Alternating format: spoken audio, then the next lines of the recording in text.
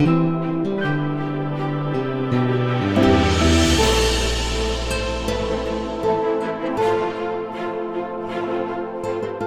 tal? Muy buenas tardes, bienvenidos a otro programa de Abre los Ojos, un espacio para ahondar en las verdades de la Biblia, del cristianismo y siempre buscando puntos de vista diferentes de la historia, de la naturaleza, de la justicia.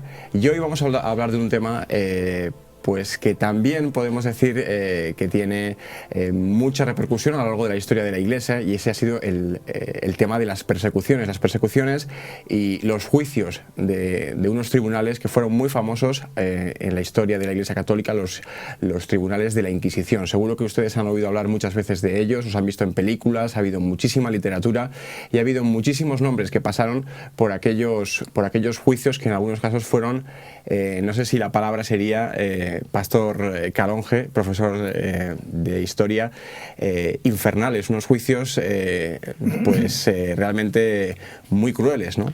Lo fueron, quizás hubo momentos, diríamos, en el periodo de la historia de la Inquisición, y yo me voy a referir más a la Inquisición española, que va a durar desde que comienza en tiempos de los Reyes Católicos hasta el siglo XIX, en la época, diríamos, de Isabel II.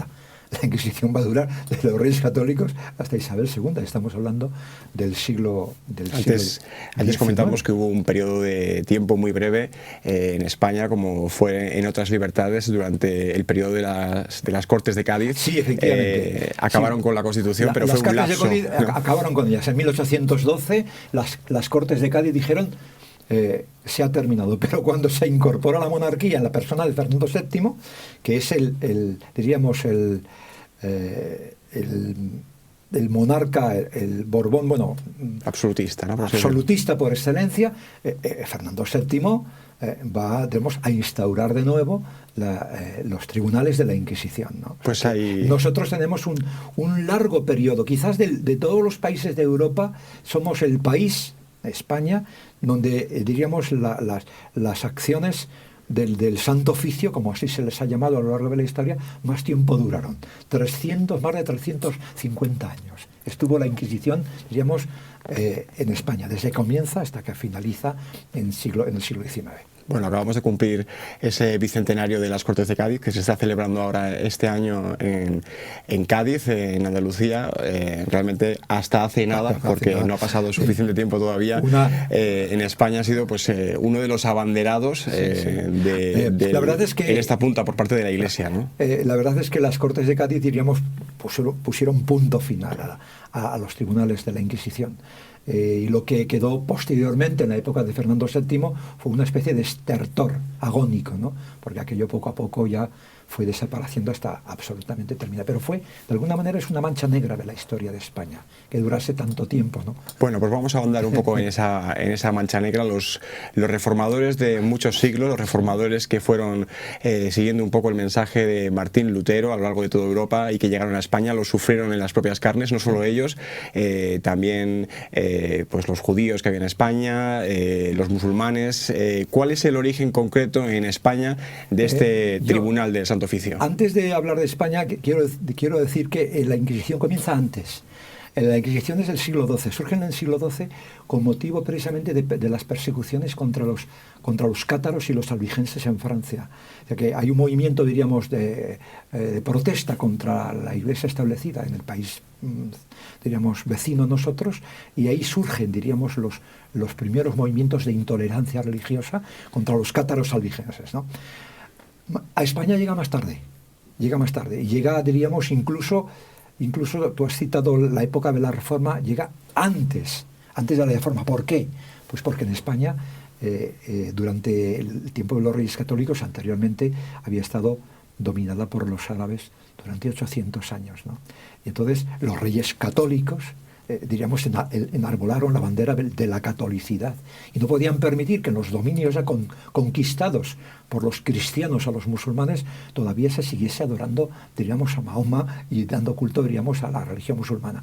Entonces, de alguna manera se instaura ese movimiento, diríamos, esos tribunales que ya existían o habían existido en Europa contra movimientos de reforma de la Iglesia cristiana. para, diríamos, aplicar, diríamos, los juicios contra herejes o diríamos, o religiones, como era el caso de la religión musulmana, que tanto tiempo había vivido en este país. Lo van a utilizar, van a retomar un poco el sistema, diríamos, inquisitorial que ya había existido en Europa unos siglos antes.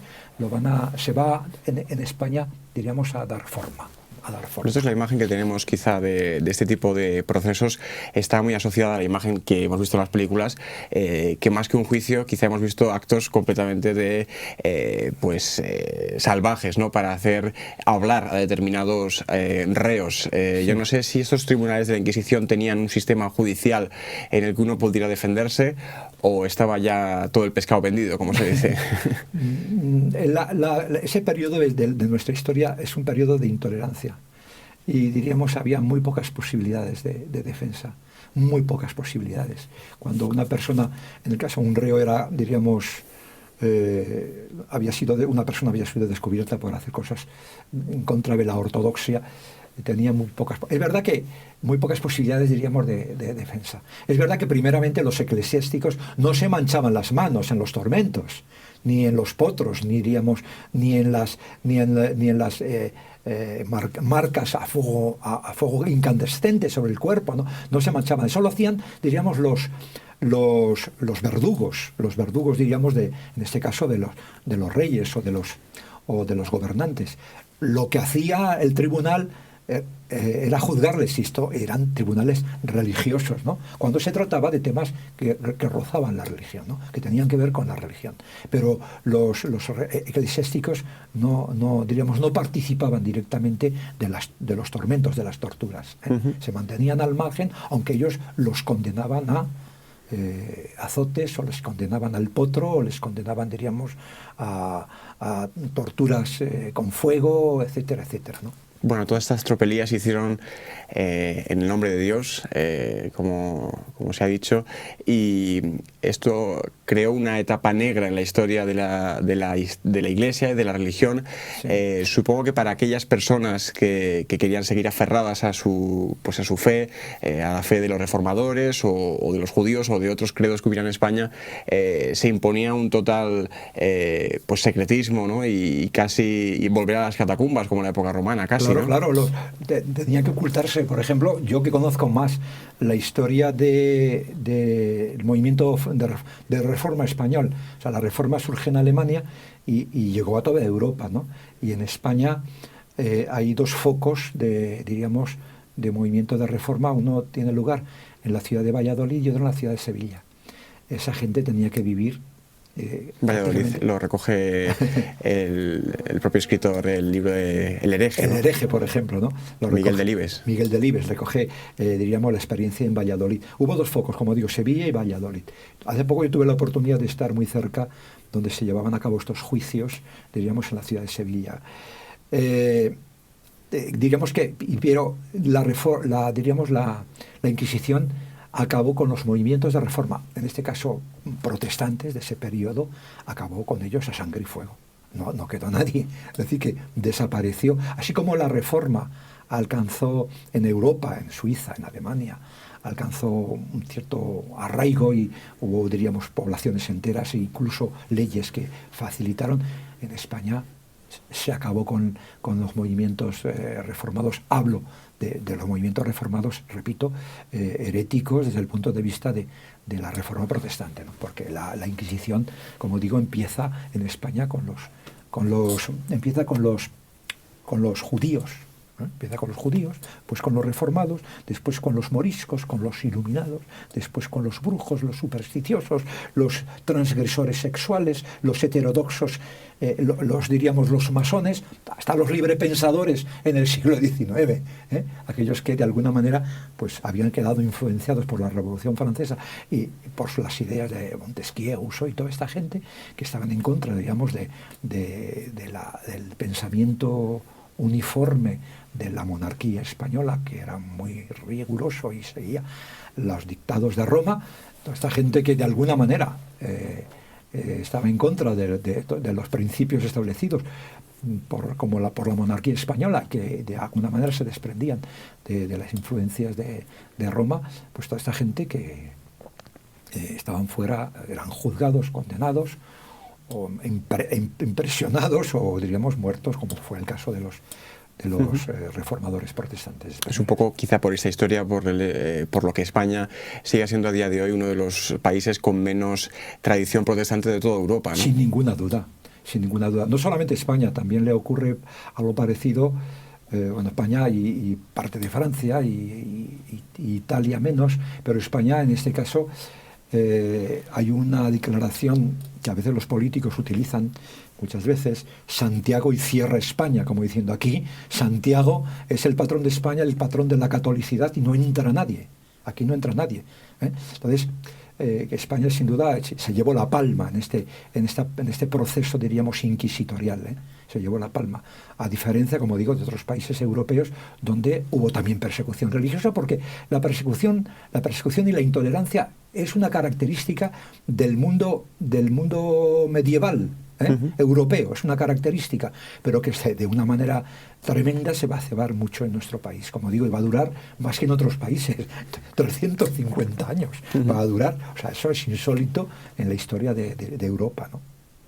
Bueno, hay que decir que estamos en un contexto en el que se están produciendo también avances tecnológicos como la llegada de la primera imprenta, que fue importantísima por Gutenberg para extender la Biblia traducida a las lenguas cooficiales de Alemania, bueno, vernáculas de aquel entonces. En España, ¿cómo se transmitía en ese momento el mensaje? Porque para que uno le acusen de hereje, supongo que primero hay que conocer el mensaje, y ese mensaje estaba en manos de la élite eclesiástica, entiendo. Pero ya diríamos, gracias a Gutenberg, diríamos porciones de la Biblia, que evidentemente no se podían imprimir en España, pero sí eran copiadas. Como ya se había traducido la Biblia a la lengua del pueblo, al alemán, porque el gran avance, diríamos, de la imprenta de Gutenberg es traducir la Biblia a la lengua del pueblo, porque la Biblia ya se conocía, claro, pues se conocía en latín, en hebreo, en griego. Solamente tenían acceso a ella por los eruditos, los estudiosos.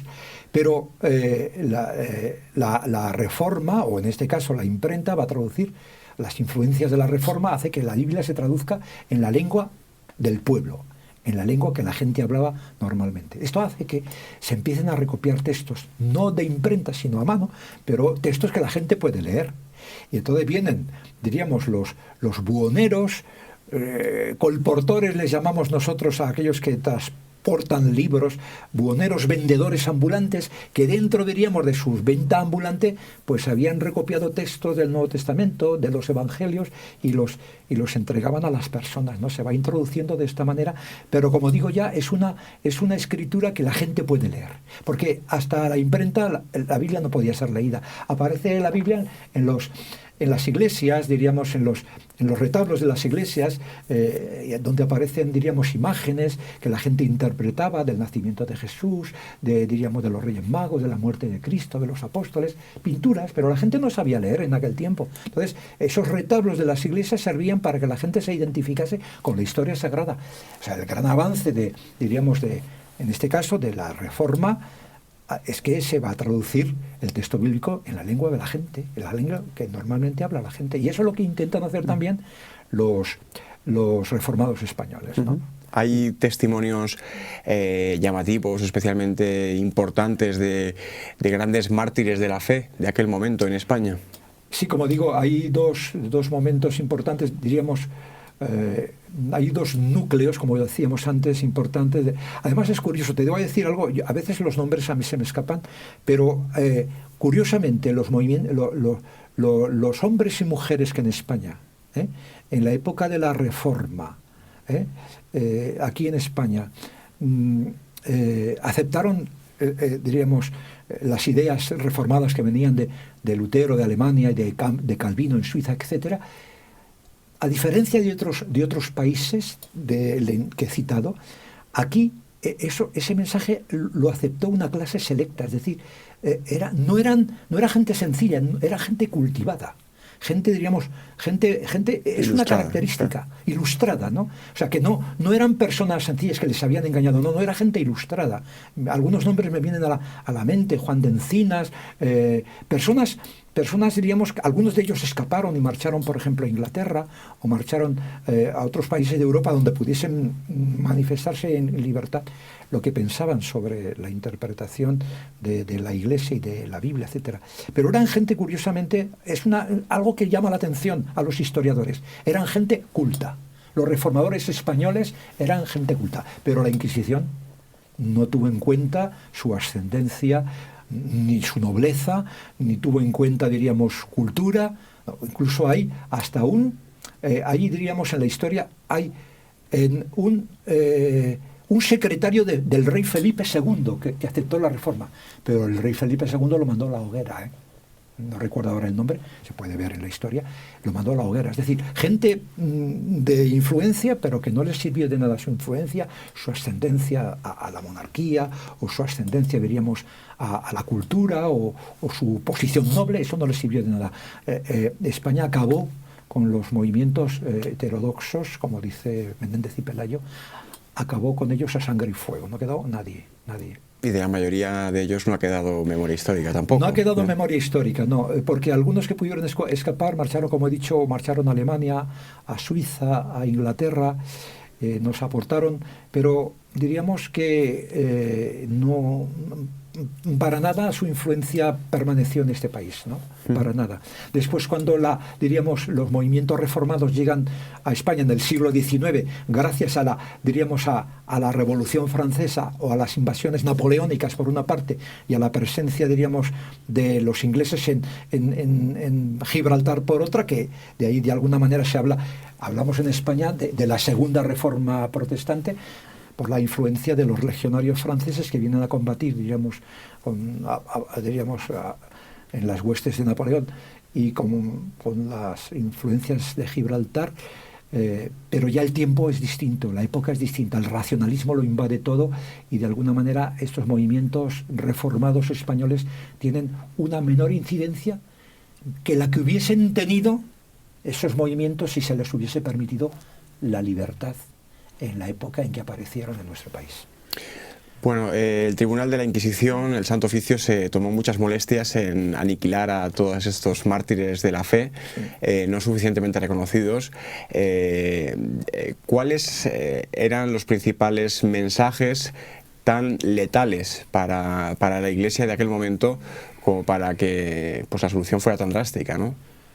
Hemos de tener en cuenta que vivimos en un mundo, ese periodo de la historia, sobre todo siglo XV, siglo XVI, hay un movimiento de reforma muy importante en Europa y no se puede permitir que ese movimiento de reforma, que ese movimiento herético pueda entrar en España. Entonces ahí fueron como muy contundentes en España para cortar eso, diríamos, de raíz. Entonces, diríamos que también la historia de ese periodo del mundo, ¿no? Es una historia de intolerancias. Y no solamente ya en el tema religioso, hay intolerancias en general. O sea, pensemos que ahora cuando hablamos de democracia, de respeto a los derechos humanos, de libertades, esto es nuevo. Pero en el pasado la intolerancia es una característica de la historia de la humanidad, la intolerancia en general. En Sevilla, por ejemplo, hay un monumento dedicado a la tolerancia, recordando precisamente los autos de fe que tuvieron lugar en esta ciudad con motivo de los herejes protestantes. Pero hay que, diríamos, un poco a la hora de enjuiciar esos comportamientos humanos, hay que tener en cuenta la historia y el tiempo en el que aparecieron, ¿no? Hoy día esas actitudes son impensables, no se podrían permitir. Es decir, aunque haya pueblos que hoy día, por ejemplo... No en Occidente, claro, sino en otras partes del mundo. Donde se practica, diríamos, la intolerancia religiosa, que los hay. Yo una vez, en unas conversaciones con algunos profesores, delante de Su Majestad la Reina de España, llegué a decir que, diríamos, hay determinados países, que los conocemos y no los vamos a citar, que viven en la historia medieval europea todavía. O sea, países muy cerca de nosotros que están viviendo en la época medieval. Y que tienen que pasar ese proceso, diríamos, de desarrollo histórico, filosófico e intelectual para, diríamos, que esas actitudes, diríamos, de intolerancia religiosa desaparezcan. Aquí vivimos la misma experiencia, pero efectivamente los cambios políticos y sociales contribuyeron a que eso fuese un poco desapareciendo. De ahí que hoy tenemos eso, libertades democráticas respecto a los derechos humanos, etcétera, etcétera.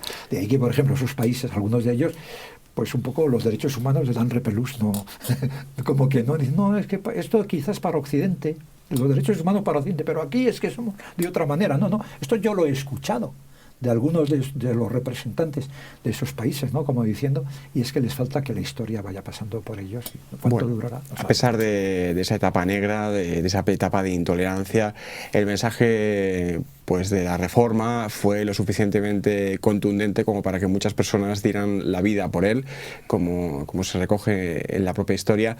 Yo no sé si ellos encontraban en las propias escrituras un mensaje que ya les advertía o les ponía en antecedentes de que vivían en un contexto de la historia precisamente de persecución religiosa. Los que creemos, como es mi caso, entendemos que el mensaje del Evangelio es un mensaje liberalizador.